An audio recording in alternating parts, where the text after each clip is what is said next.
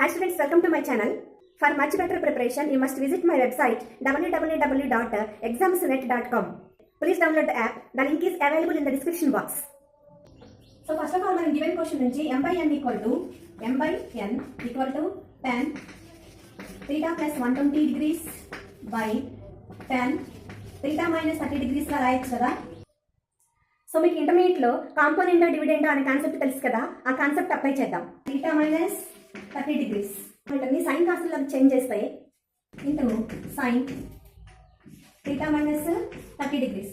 Sign of a plus b అంటే theta plus 120 plus theta minus 30 degrees by plus 120 minus ఇక్కడ minus apply చేస్తే minus theta plus 30 degrees. Sine of 90 plus 2 theta sin 150 degrees. So final answer is 2 cos 2 theta.